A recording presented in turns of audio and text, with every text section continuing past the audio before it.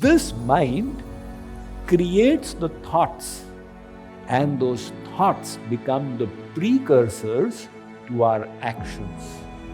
Ram went to tour his kingdom, and he found people are sick. That moved him to pity. On coming back to his guru, he said, Maharishi, what is the cause of disease? Maharishi Vasistha gave an answer that would be like music to the Harvard Medical School. He said, Ram, disease begins with the mind. So when the mind harbors thoughts of anxiety, fear, tension, greed, envy, hatred, desire, anger, fury, rage, the mental sheath gets disturbed.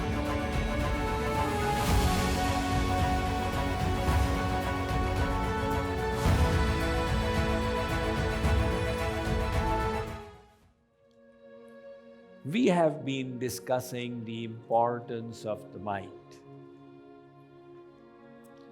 This mind is not the brain. Neuroscience is still trying to figure out what is the distinction between the brain and the mind. What is the nature of thoughts? Are they just chemical reactions in the neurons? Or is there something more to it? And Vedic science has propounded on this in detail. It says your brain is the hardware. It's not the mind, it's a part of your body. And the mind is not the body. It is the software that utilizes the hardware. Just like you have the hardware of your computer and the software, the Windows or Macintosh system that accesses the hardware to work on it. So likewise, the mind is engaging the brain, but the mind is subtler than the brain. That mind is the factory of thoughts. It creates thoughts which are subtle bundles of energy. Now those thoughts are still being unraveled by science. They know that thoughts create different waves. So when they try and see how your brain is functioning, they say, okay, now this state of your mind is creating more alpha waves, more beta waves, more theta waves. When you are engaging in creative processes, the theta waves have increased. So, what are thoughts? They are subtle bundles of energy. Energy is in so many forms. We now know since the last 120 years the electromagnetic spectrum. And we understand light is a rapidly alternating electromagnetic spectrum energy. We also came to know that there is so many waves in the atmosphere. You cannot see them. But if anybody has made the mistake of keeping the mobile on and a phone call comes in, it will ring, ring. So the waves are present. Take a radio set and start turning the knob. You'll keep getting the AM, FM stations one after the other. All these waves are present. Likewise are the thoughts that our mind generates. Bundles of energy. And these bundles of energy, they affect us. They affect us physically. Our expression changes. That is why you look at someone and say, why are you feeling so down today? How did you come to know that I'm feeling down? Oh, your face is giving you away. So those thoughts, depressing thoughts, they change the expression. And then you look at someone else and say, wow, You seem to be really happy today. The happy thoughts also change the expression, and they can also change it permanently. So, you look at someone and say, don't trust this guy. Kuch dal mein kala. Something fishy out here. Why is that person appearing so untrustworthy? Because the thoughts created that impression. You look at somebody else and say, such a simple guy. So, every time, like a sculptor, our thoughts are chiseling our physical appearance. And these thoughts, they also impact our health. See, we all know that your thoughts can make your heart race, or the thoughts can reduce the heartbeat. They can increase the blood pressure or decrease it. The thoughts can change the chemical composition in your blood. Now, there is a scripture called the Yoga Vasistha. It describes a conversation that took place thousands of years ago between Lord Ram and his spiritual preceptor Maharishi Vasistha. Ram went to tour his kingdom and he found people are sick. That moved him to pity. On coming back to his guru, he said, Maharishi, what is the cause of disease? Maharishi Vasistha gave an answer that would be like music to the Harvard Medical School. Because they, realizing the mind-body connection, a couple of decades ago established the mind-body department of the Harvard Medical School. But this answer was given thousands of years ago by Maharishi Vasistha. He said, Ram, disease begins with the mind.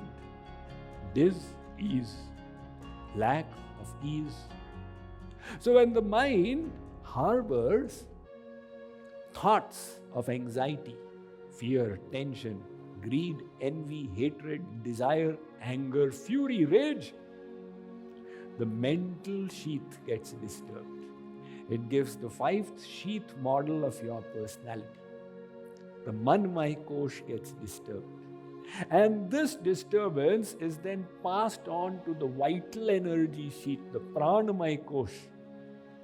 That gets agitated. The vital energy gets unequally distributed amongst the organs, the cells, tissues.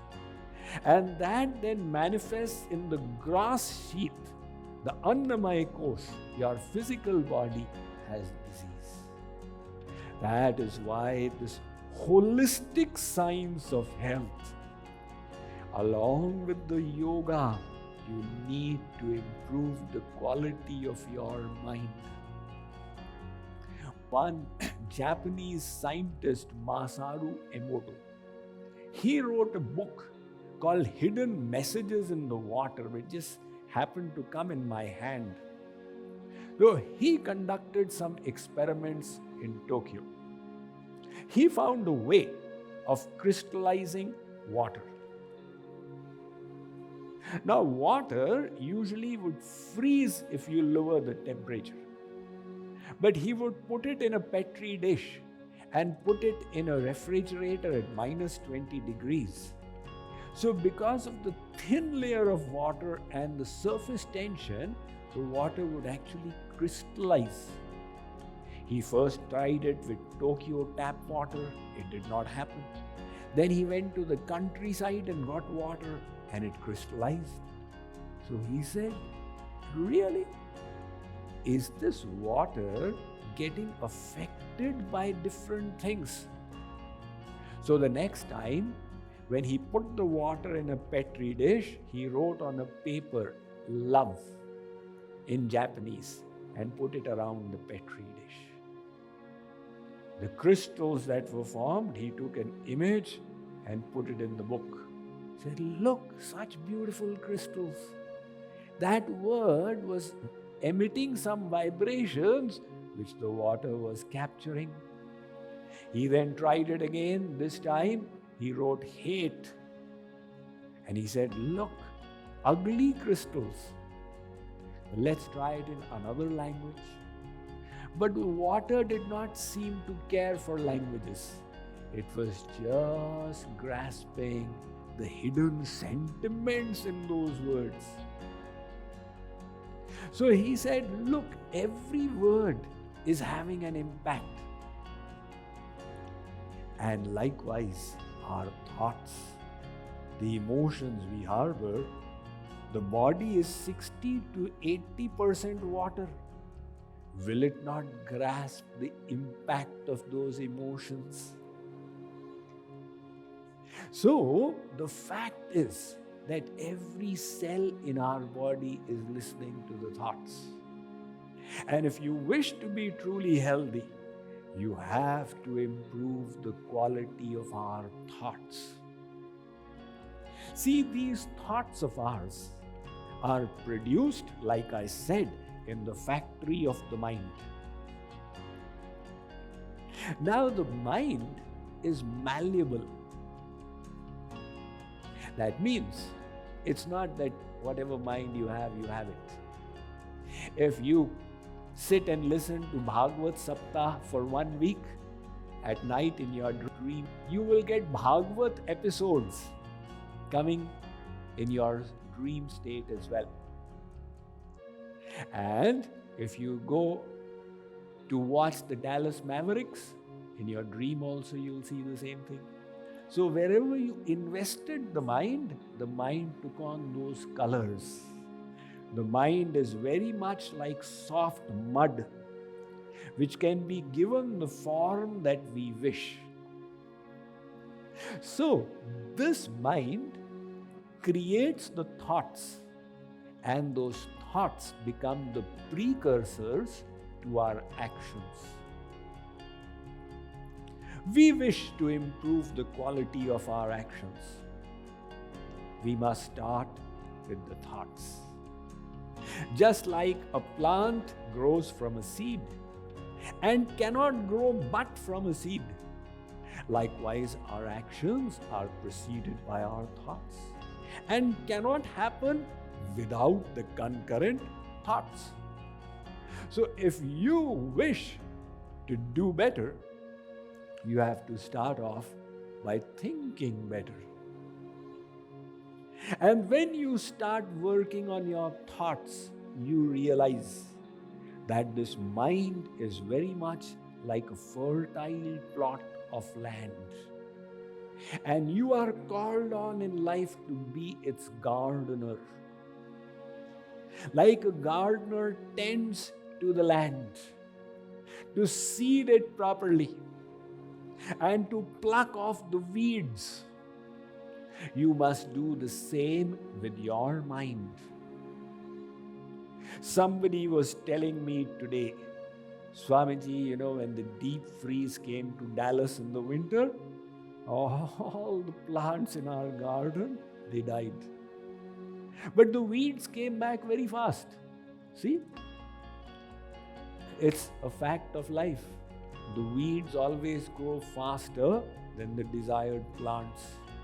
So also with our mind. The unwanted thoughts of anxiety, envy, hatred will come more easily. The good thoughts, you will have to labor to bring them. And that is why you must be a good gardener. This is an inner resource. What do you need from the outside to improve your thoughts? Nothing at all. Maybe a bit of knowledge of the techniques, and that we are acquiring out here. So when you become a responsible, or let's say a sincere gardener of your mind, to pluck out the bad thoughts and bring in good, noble, lofty thoughts, you will then discover, very interestingly, that the circumstances in your life will also start changing.